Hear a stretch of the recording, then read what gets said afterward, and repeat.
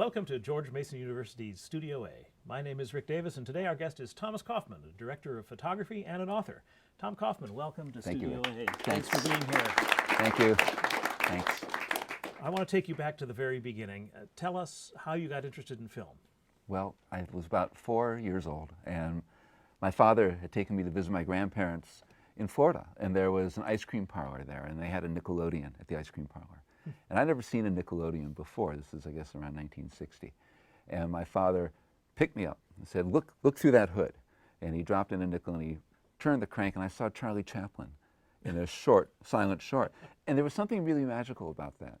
And from that moment on, I was really interested in Charlie Chaplin, and by the time I was 8, I think I'd seen all of his films. And right around the same time, rooting through our attic, I found an old wind-up 8mm movie camera that my father had gotten during the Second World War, and it had fallen into disuse, and I asked him, could I use it? And he said, hell no. No, he said yes. He said, please, go ahead. So I went to the drugstore and got some film and loaded it up, and I started shooting with this film camera. You know, exposure, frame rate, what was that? I had no idea. I was just having fun with the camera. And then when I finished the roll of film, I thought it was like a tape recorder, so I swapped it out with the take-up reel, and I re-exposed it all again, going the other direction. So it was all superimposed, and half of it was going backwards.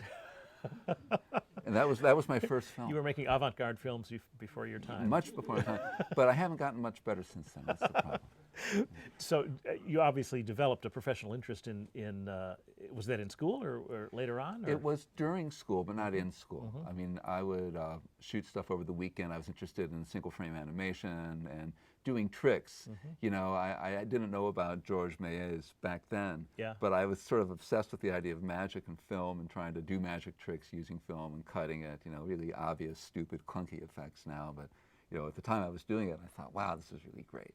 So when did you sort of say, I'm a cinematographer, and that's what I'm going to pursue professionally? That was a long time later, actually. There are a lot of photographers in my family, and my mom knows a lot about still photography. So she helped me set up a darkroom, and I was doing a lot of still photography up to a certain point. And then when I got into high school, in junior high school, I was getting more interested in film, and I took a filmmaking class one summer, and I really started to get more interested in cinematography at that point. So probably like my junior and senior years in high school. Do you think there's a relationship between learning still photography well and then translating that into making films? Yeah, because the aesthetics of a frame would be the same. It's, you know, it's of course much more complicated when the frame is moving and the actors are moving or the players are moving and the camera is moving. But, you know, understanding composition is something that you can learn from seeing a still frame or from looking at an oil painting in a museum, for instance. Was there anything that sort of launched you into the business? Was there one of those breaks or pivotal moments? Or? Well, I did have a break in the sense that the film class that I took when I was in junior high school, I kept hold of the guy's name that taught that class. And then when I was back over the summer, I'd had my first freshman year of school in California, and I came back to Ohio for the summer. And I called him up and I said, hey, I don't think you remember me. He says, oh no, I remember you. And I said, well, I'm studying film now and I would love to work with you. And they were doing commercials. So I started to be a production assistant on their commercials over the summer. So it was that in. I didn't know anyone in the film business, you know, in Ohio, but my teacher remembered me, so that was a lucky thing. Well, there's kind of a lesson there in terms of never throw out a contact. Right? Be nice to your teachers. And be nice to that's even a better lesson. So your title now, among others, is Director of Photography, or DP for short. What does that mean? What all is wrapped up in being a DP? Well, there are different terms for it in different countries. In England, they would call you a lighting cameraman. And I think that says it very well. It's that in addition to your duties as a camera operator, you're also responsible for lighting.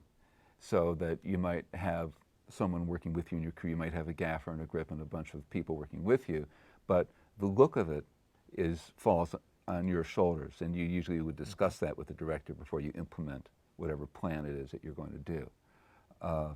So director of photography is kind of the same thing. You are responsible for not just operating the camera, but the look of it. Now sometimes on some union shoots, the director of photography can't operate the camera. He's required to have a camera operator. And sometimes the producers will say, well, we want the director of photography to operate the cameras. And the union will say, well, you have to have an operator. So they'll hire someone and they'll call him a ghost operator, Huh. which I thought was just a great name, a ghost operator. Ghost operator. Where's the ghost? And, right. And so the ghost operator doesn't lift a finger. Yeah, he or she gets paid to sit there all day while the director of photography is operating the camera. And that way they satisfy their union requirement and they still get their aesthetic, whatever that happens. You ever had one of those jobs?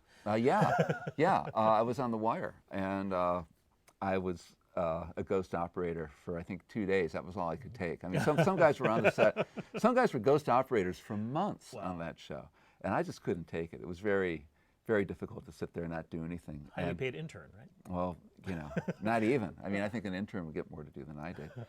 And I don't know if you know Dave Inslee. He's a local director of photography who's was also DP on The Wire. And I said to him, Dave, I hope I get to operate one shot today. And he said, don't get your hopes up. Because the producers didn't want that. Yeah. The producers really wanted the DPs to do all their own operating. So what makes a good DP? What do you have to know and be able to do to succeed in that profession? Well, I think two things would really be helpful. One is understanding the story that the director wants to tell. And that's whether you're making a fiction film or a commercial or a documentary. It's all about story. And story is something that as human beings is hardwired into us.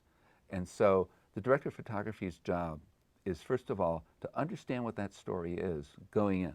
And in documentary, that's really important, because in documentary, there's you're making thousands of decisions.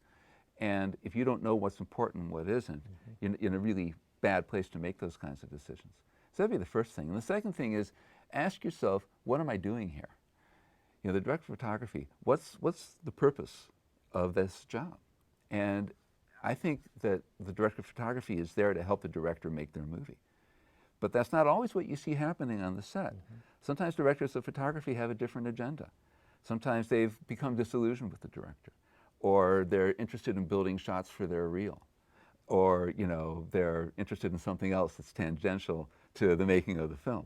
And so that time, then, I don't think they're providing a service like they could. So I think those are the two main things. So the relationship and also an aesthetic. Right. Well, they're intertwined, because you're trying to help the director make their movie. Well, to do that, you would have to understand what it was that they were trying to do, and they'd have to be able to articulate it.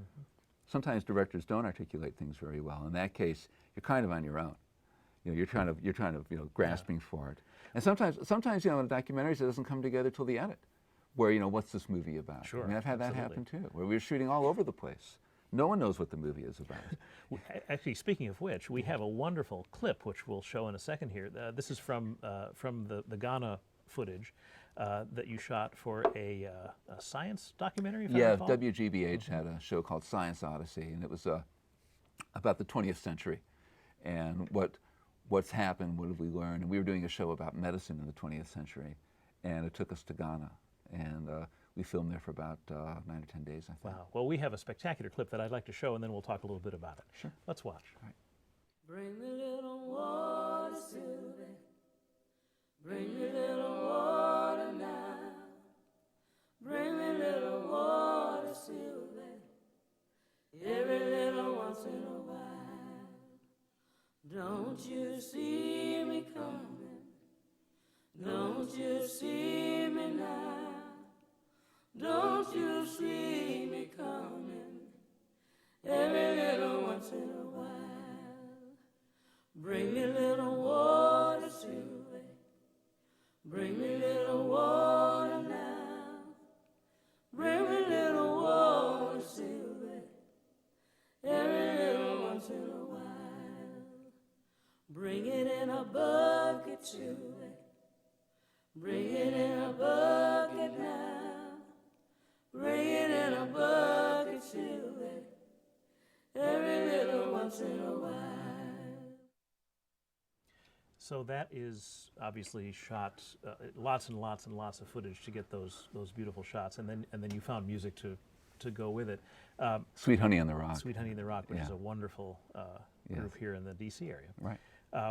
Tell us about how you chose those shots, how you framed them, how you laid them together. What were you thinking about? Well, we're shooting this documentary, and this was about eradicating a kind of parasite from the face of the earth.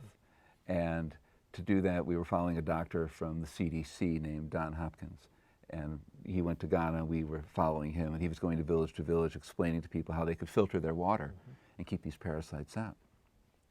So in the course of doing that, we're filming people taking water, going to get water from their village. And these people expend, hundreds or thousands of calories a day just getting to where the water is and then taking it back. And if this water is infested with parasites, then it's kind of a bummer. Yeah. So 3M created a kind of fabric and just gave it for free. And these people could pour the water through this fabric and it would filter out the parasite and they could be free of it for the first time ever. So it's a pretty amazing thing. So they said, okay, so we'll start out really early in the morning and get people going, taking their water. But, early morning doesn't necessarily look like early morning. So those first shots, I'm using a graduated filter to give that early morning kind of look. And then the other shots are just things that we're taking, as we're getting closer and closer to the watering hole. Then we filmed a little demonstration with the doctor, and he's explaining how it works, and we're filming the local people, and they're listening, and all that stuff. And most of that is in the final film. But when I saw the final film, I saw a lot of footage that I thought was really nice stuff that they never used. And so I called WGBH and I said, could you send that to me? And they said, sure. So they sent me that. And then I took some of these shots that I liked so much Oh, and how then great. put them together, that piece of music. Yeah. Yeah, no, it really works beautifully as just as a piece of film, but now the story behind it's even more moving. We have another clip. We're going to go right to it because this is a whole other kind of thing. This is a setup. This is an interior. It's a time pressure situation you'll tell us about, and it just circumstances couldn't be more different. But it's equally beautiful. Let's watch.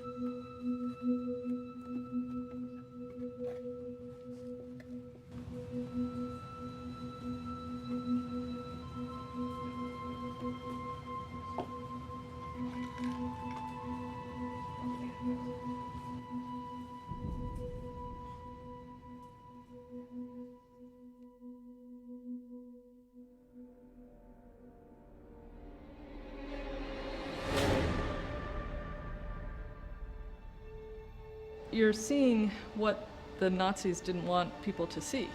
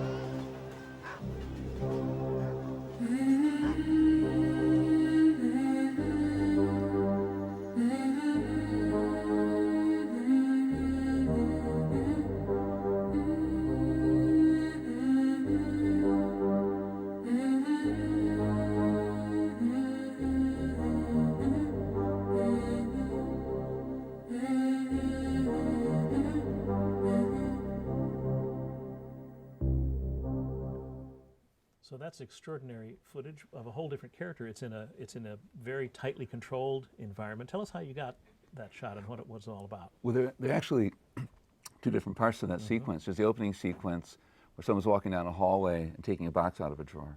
And then there's the small plaster figures, which are shot on different days. The opening sequence, most of the film had been shot at that point. And I got a call from the producer on the West Coast saying, hey, look, can you just go and shoot an opening for me? And I just needed to be kind of dark and mysterious. And that was kind of the direction that I got. So I went with the sound recordist, and the two of us had about an hour to shoot that whole opening sequence. So before you see the plaster things, now those shots were all done in about the space of an hour. So we had to move pretty quickly. But one of the things that I've learned about story is that you get people interested in what you're doing, not by overloading them with information, but actually by withholding information. So this is the opening of a show about a scrapbook that was recovered recently that had all these Nazi photographs in it. So by making you wait to see what it is she's got in this box, you're sort of creating interest in the part of the viewer as to what that might be. And then the plaster figures, those are usually enclosed in glass. That's a model of Auschwitz. And they took the glass off for us to film, but they wouldn't do it till after the museum closed, and we had to be out by 10 p.m. So we had basically 4 hours to set up a dolly track, get a boom arm, like a camera jib, and put a snorkel lens on the camera. So the camera's underslung on a jib, going down to these figures that are about 3 inches tall. Wow. The adult figures. The baby figures are a lot smaller than that. And it's about 600 pounds of camera gear suspended above me Over these priceless, over this fragile- artifact. Yeah, and I got the curator of the museum standing right behind me. And over here's the director wondering, how long is this shot going to take? Yeah. Wow. So- And how did you light that? Because the lighting is mobile in and of itself, and it really is part of the story. Yeah, well, we used HMI lights focused through a lens and bounced into mirrors. When you're shooting something that close up, you have very minimal depth of field. So we had to have a lot of light. And one of the things I checked with the curator was, is it okay to put a lot of light on these plaster figures? And he said, yeah, that's not an issue. So, and then we would swing the mirrors or swing the lights to create movement. So we had the camera movement, and we also had the movement of the lights in the mirrors to create shadows moving. Yeah. Now, you've shot obviously in many different kinds of environments. We've seen too. What are some of the challenges of working in just all these different locations that your career takes you to? Well, you don't know what you're going to walk into at any given time. And you try to get as much information as you can going in, but sometimes there isn't any. Sometimes you're asking the producer, you know, tell me more, and there isn't. They don't know anymore. So, you know, you just have to rely on your experience as to what you think is going to make the most sense, and, you know, try to cover yourself. I mean, in Ghana, for example, were there specific challenges just being, you know, away from your normal kit of resources and yeah, I mean, spending you're all day in the field? Well, you're you know, exactly next to nothing. So you know, if you have an equipment problem or some error that you made, you know, we're shooting film, so we went back and forth a lot. My producer wanted to shoot 50 ASA daylight balance film. And I said, let's go with the 200 ASA. He says, no, but it's so bright out. I said, yeah, but no one's going to be out there in the direct sunlight. Believe me, it's an equatorial country. People have any sensor in the shade when it's really bright out, and that's where I'm going to need the latitude. So we'd have talks like that. You know, there's some filtration. I would use low contrast filters sometimes if I was shooting a lot of like deeply shaded area, and you know, I didn't have a lot of contrast. I would those. put that I mean, in. Just going back to the Ghana shot for a minute, you have water, you have sun, you have human, you know, subjects, and then you have land. So many different textures and lots of different lighting situations, even in that one shot. So, Right. a good instinct to use a faster film. Yeah. Going back to something you raised earlier, because I want to tease this out a little bit more. Director of photography versus director. Have you ever been in the situation you described where maybe there was a different point of view on how something should look, or even what the story Oh yeah. would be? And how did you negotiate that? How did you resolve it? Well, if they don't do it my way, I walk. You know, I just go back to my trailer. I have a cappuccino and I think about it. Right. It's their movie. You know, they're paying me.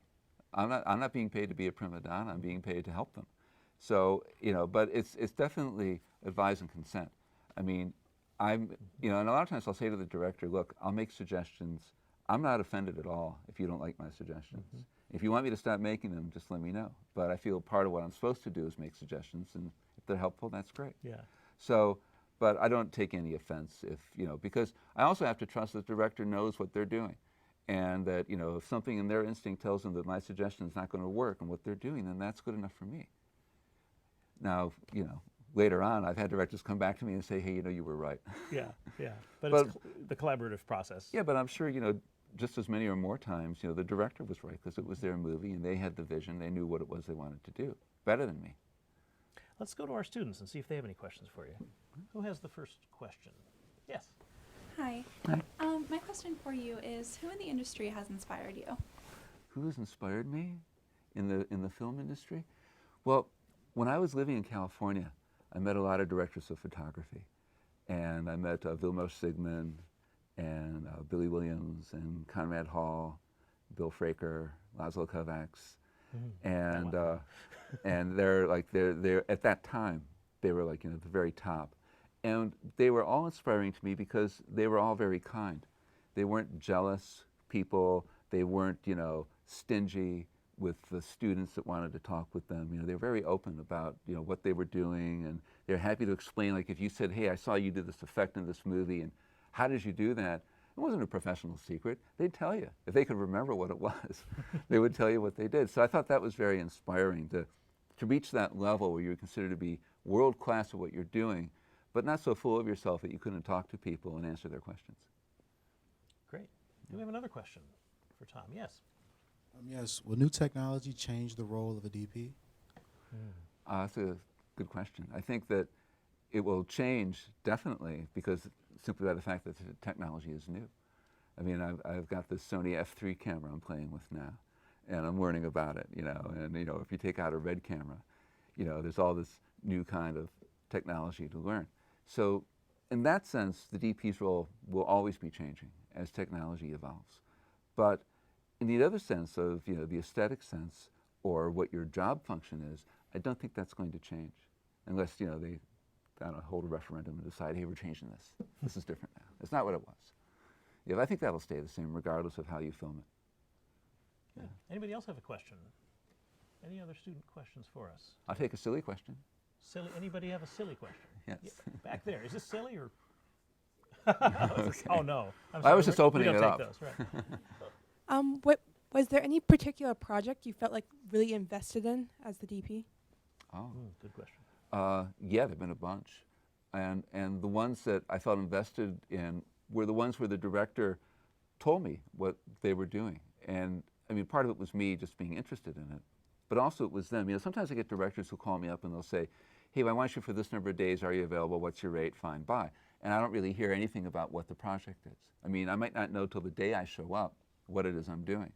And it might not be from lack of trying. I might send an email or two saying, hey, could you tell me what we're doing? Or send me an article, like you've got a magazine article or newspaper article that relates to the subject that you're filming, because I feel it helps me do my job better as a DP to understand what it is, what their topic is. There have been a number of shoots. I did a documentary about the homeless that Ginny Duran directed called Promises to Keep.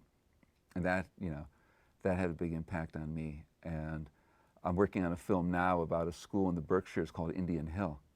And by the way, I want you all to visit my website if you feel like it. It's thomaskaufman.com.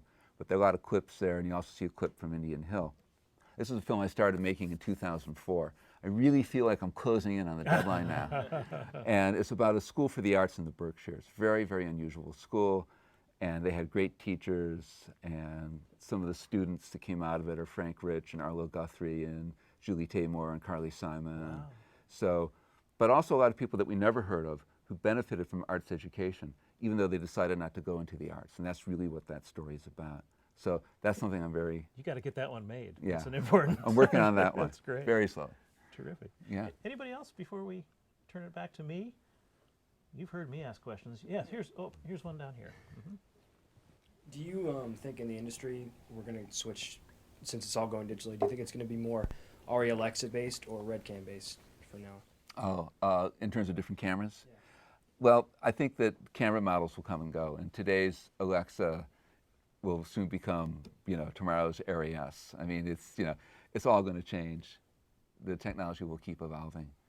And while it's important to keep in touch with that and be able to use it, it still leaves the aesthetic part of it virtually untouched.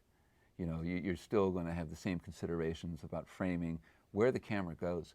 This is like a major question. Where does the camera belong when you're shooting a scene? And it's interesting to watch different directors and how they reach that decision as to where it goes. And someone else was talking about, you know, or I guess we were all talking about camera, and, you know, when you walk out of a movie, you don't, if you're the DP, you don't want someone walking out of the movie saying like, wow, that was a really well photographed film. I didn't understand a thing anyone was saying in it, but great photography, no boom shadows. You know, I mean, the photography is just supposed to be part of it. And if people are coming out of it, you know, talking about the photography, then I feel maybe the DP made a mistake. Good. Yeah. I have one sort of final question. If it's the final question, all right. This might be the final question. It has to do with the breadth of your career has taken you obviously through film, through television, through, you know, short subjects, through political commercials, through, kind of what's your favorite? Where's your heart if it's in one place? I love doing work that has to do with music. I mean, documentaries that have to do with music are really a lot of fun for me because I like to play music just in my spare time. So I got to film and do an interview with Bela Fleck about 2 years ago, and that was really Wonderful great. artist. Yeah, and Edgar Meyer, who it's a neighbor of his and lives in Nashville, so we filmed him the next day, and that was great. I was filming a documentary called Be Not Afraid. It's one of my early documentaries, and I filmed the Shiloh Church Baptist Choir. Wow. And these guys were amazing, and I had a great time filming them. So anything to do with music, of course, is a lot of fun. But stuff that is that's social action stuff, stuff that you're filming something that might have a chance to help someone else. I think for me is particularly meaning stuff that I can really get into and do try to give more if I can to that kind of project. Wonderful. Well, Thomas Kaufman, this has been a delight having you on Studio A Well, thank today. you. I think we've learned a lot, and I should mention just in closing that you're also a prize-winning mystery author, but we don't have time to talk about that. But people can probably find out about that on your website, I'm guessing. I hope so. Is that right? Yeah. Thank you so much, Tom, Thank for you. being on Studio A. Rick, thanks a lot. This has been Studio A. This is our 50th episode, and we're celebrating. Rick Davis, thanks for watching.